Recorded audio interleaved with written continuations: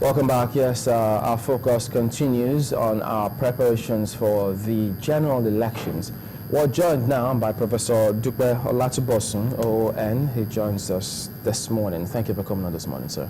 Thank you very much. Looking at the entire build-up to these elections, you've been around. You've seen several elections. You've been around the world as well. You've seen how democracies are framed, how they're built up to certain standards that they've attained.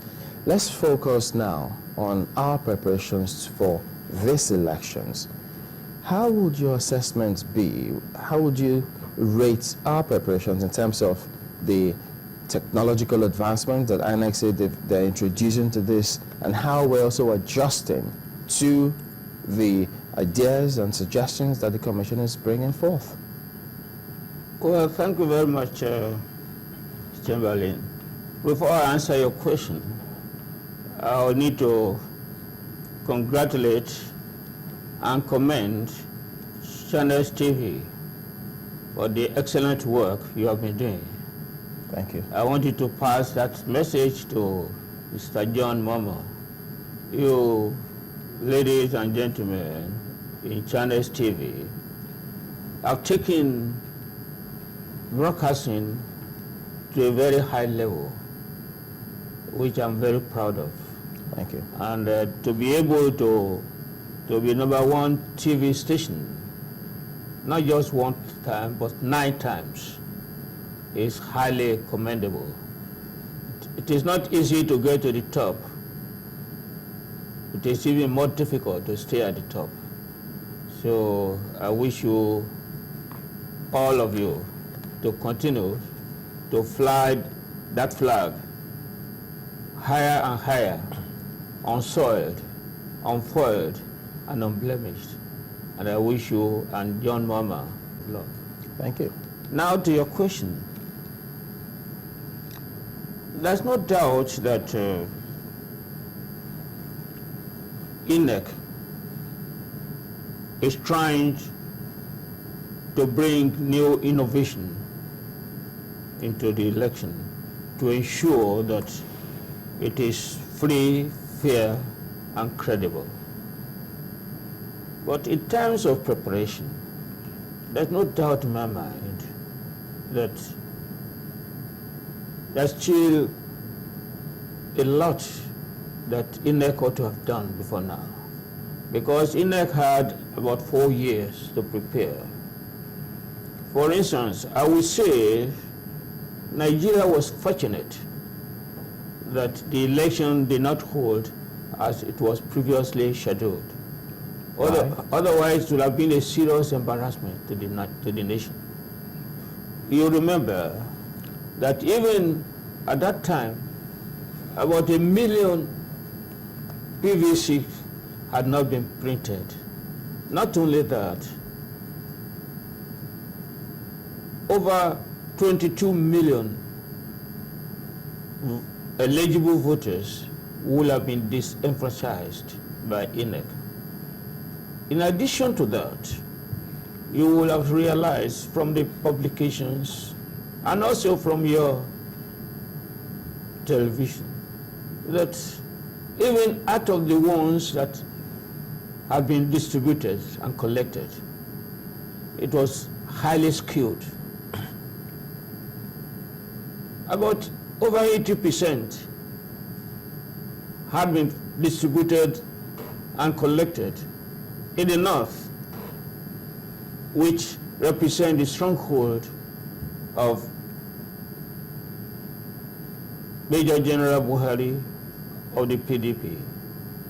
And down south, about 40%. Even in Ogun State, I think it's about 32%. In Lagos State, about 36%. In Ondo State, where I come from, about 40%. Totally unsatisfactory. I think Inec ought to have done much better. Are we blaming them for that now? I'm blaming Inec.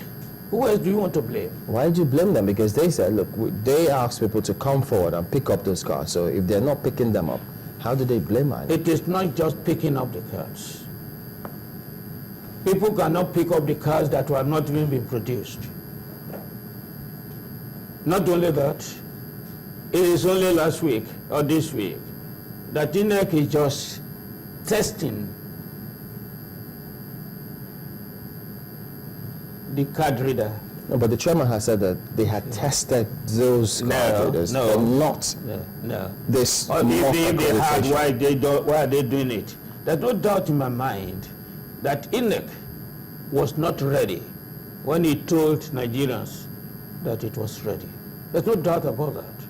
From what is happening, you know that yourself. So you're not satisfied with the briefing he did when he was with the senators and how he spoke Not about... only that I was not satisfied, what he did, he was very economical with the truth.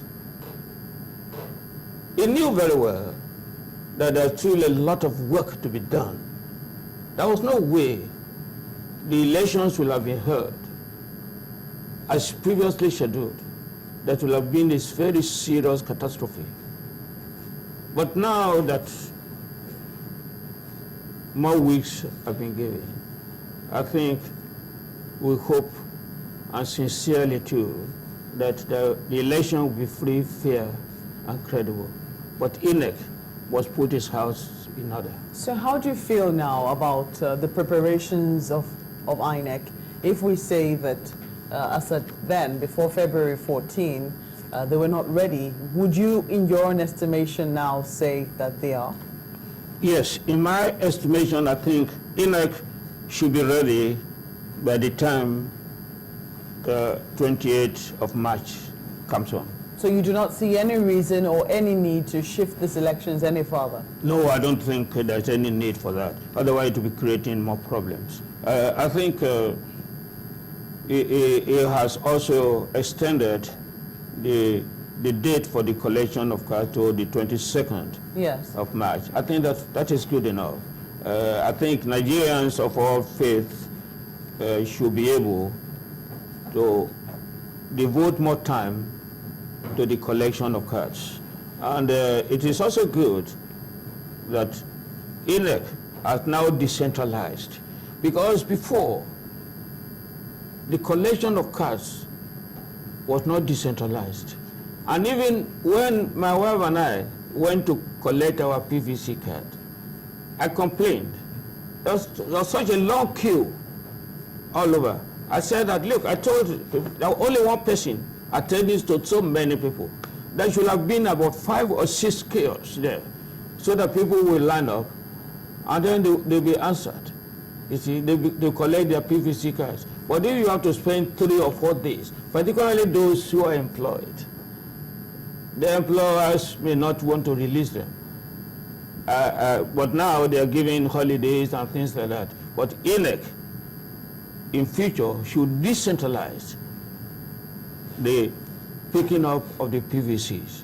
And there should be more people at the various units or booths, not just one person attending to several thousands of people. Well, you say in your estimation that it looks like INEC is looking more ready for this election than it was looking before. Definitely. I'm sure you're also aware of some of the hiccups that could come. We are talking about the card readers now, to be or not to be, and then we also have the issue of a political party that just joined the race. It would seem the court just ordered that the political party be registered. Some people are already saying that as something that could upset the elections, in the sense that if the party insists that it wants to be a part of these elections, do you think that we could be postponing the elections for whatever reason? No, I don't think the election should be postponed because because a party was not registered in time for the election to hold. You must realize that when the election was first proposed, it created a lot of misunderstanding. Some people were blaming one party or the other. But actually, from all facts available, Inec was not ready for the election to hold. But for the election to be postponed now again, because one party says they didn't register it, it will be asking for too much. What, in your own estimation, do you think Inec hasn't done pretty well that they can put pretty much together before the election, which is just a couple of days from now? Oh, I don't think that's much for Inec to do now. Because first, Inec has decentralized the collection of the PVC cards. And many people are going out now to collect their PVC. And the various governments are also giving holidays, 1 or 2 days, for them to collect the cards. I think the extension up to 22nd of March should be adequate. Have you collected yours? Oh, I collected mine since last year. Oh, you were among the very few lucky ones who got theirs last year. Yes. This talk about the card reader, you know, we have divided opinion on this particular one, using the card reader to authenticate your voter card before you move towards the election. I'm quite sure you have been following the argument. Yes, I have. So what's your opinion on that? No, I think using the card reader is a good idea in order to ensure that the elections are free, fair, and credible. But my own opinion is that it should have come much earlier than this. If you are introducing such a sophisticated system, people must be used to it. And from the reports we have heard, from the exercise done so far, there are some areas where you had 42% failure, 36% failure, 32% here and there, over there. Which one, the recent test? Yes, the one we did just recently. So I think Inec should have come up with this idea much earlier and should have introduced the test earlier too, to enable people to get used to it and for any errors to be corrected. No, there's no perfection anywhere. It's only my Father and my God that is perfect.